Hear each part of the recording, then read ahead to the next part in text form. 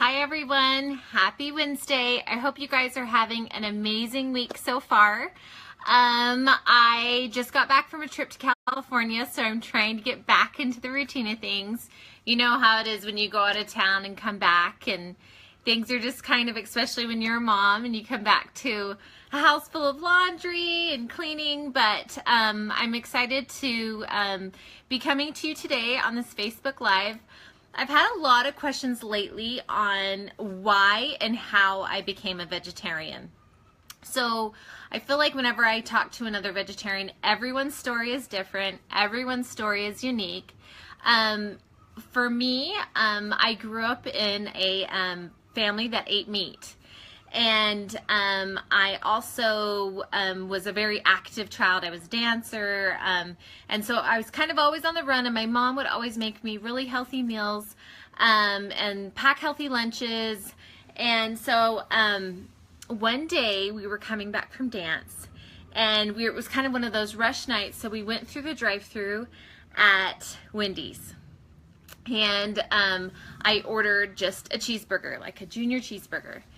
And as we were pulling out of the fast food line we had paid, I remember taking the hamburger in my mouth and biting down and feeling something hard. And I realized it was a piece of gristle from the hamburger. So that is the moment that for some reason, it was just this really simple moment. It probably happens to everyone that eats meat. You always find, like a little piece of fat or maybe a little piece of bone or something in your meat that you don't love, but it's there. And most people just kind of pick it out and keep on eating. But for me, it just really affected me. And it affected the way that I felt about meat. And it kind of hit me that I was eating something that had once been alive. So it kind of just really turned a switch in my brain.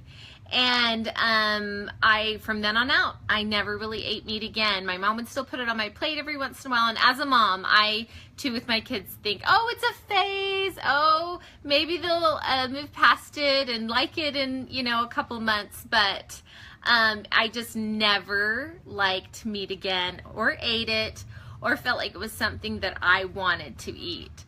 So all through high school, like I said, I was really active. I was a cheerleader. I was a dancer. I did some gymnastics. And so I just was a total carbaholic. I ate rice and noodles and pasta, but my weight wasn't really affected by it because I was so active. And after I got married, I ended up kind of just getting into that same eating. My portions were bigger. I thought I could eat as much as my husband, so I did. And I started gaining weight. And then I got pregnant with my first child. And I just thought, oh, when you're pregnant, you can eat whatever you want. And 80 pounds later, I realized that that was probably not the best choice for me. So I ended up delivering my son at over 200 pounds. And normally my weight is around 120. So I had gained quite a bit of weight, and it took me a long time to lose it. And it was really hard. But I learned that through this process that I couldn't just eat noodles and pasta and rice all day long for every meal. I had to actually eat vegetables. When you're a vegetarian, you actually have to eat vegetables, which is pretty funny.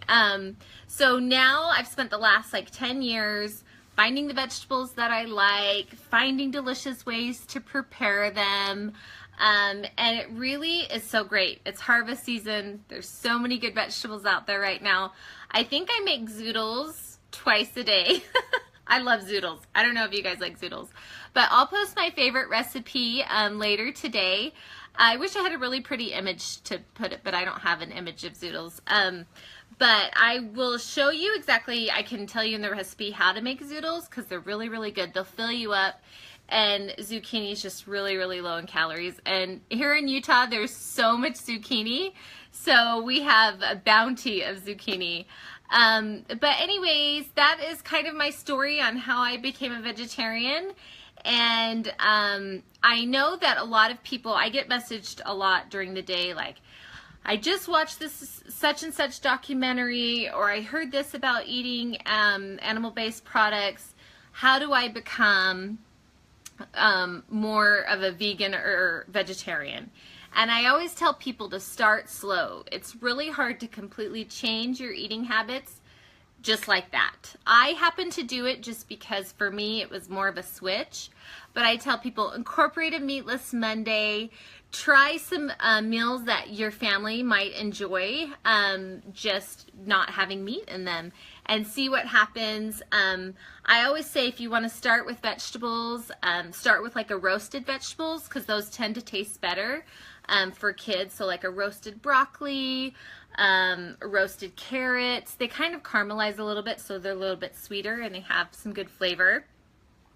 My blog, veggielisa.com, I'll put the link on here as well, it has tons and tons of plant-based recipes that you can go to, and they're all free. You just print them out. There's actually a print button, and it prints it out really nice and organized. So try some recipes, message me, tell me what you think. I love talking about vegetables, and I love helping people find vegetables they like. I don't love every vegetable in the garden. I do not like mushrooms, and I don't like eggplant. And those are really the only two vegetables that I won't eat. But I just stick with the vegetables I like, and that's what I tell people. If you know there's something that you don't like, just kind of move on and try something that sounds good to you. So another good dinner idea I like to do with my kids, it's summertime, it's hot, I don't want to cook in the kitchen, and if I don't cook at my house, nobody else cooks at my house. So sometimes we just get like a bunch of veggies like snap peas and green beans, and we get like a really good dip. Sometimes I'll like make a dip, or if I don't have a lot of time that week, I will get you know, something good from Costco. Christina, she's not missing meat at all, just wondering about eggs and small amount of cheese. Oh, that's great that you're not missing meat.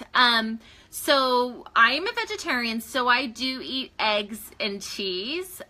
Cheese very limited, but I do eat eggs. So I think that's great. I have chickens at my house, and so we eat lots of eggs. But I have to say that you have to be careful with eggs. I do mostly egg whites, so if I decide that I want to have like a whole egg, I'll do like maybe 4 egg whites to 1 egg. So eggs are really high in protein, but they're also pretty high in fat. So they've got 5 grams of protein in every egg, but also 5 grams of fat.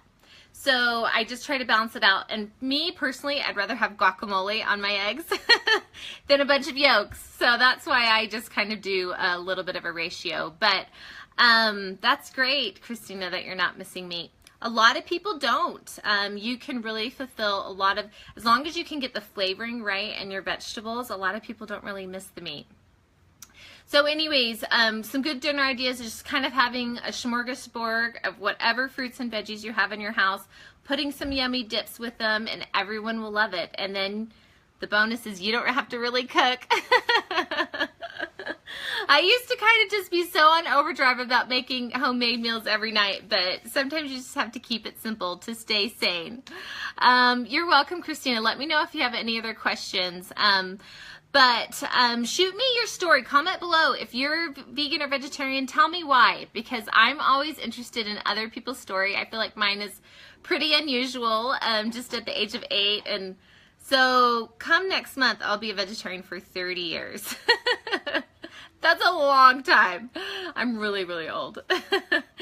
So anyways, everyone's got a story. I think it's great. A lot of people do it for health reasons, which is amazing. So I do it for health reasons. Also, I don't really like the taste of meat, and also environmental reasons. A lot of you guys know that the biggest producer to environmental pollution is cattle. And so even if we stopped eating a little bit less meat in the United States, we would have better air quality. So that's my soapbox for the day. Anyways, I hope you guys have an amazing Wednesday. I don't want to let you go without telling you that next week I have a huge surprise. And it's my summer project I've been working on all summer long. And I want you to join me next Wednesday at 10 a.m. Mountain Standard Time because I'm going to have some special guests and I'm going to be making a big announcement. So I hope to see you guys then. Have a great week.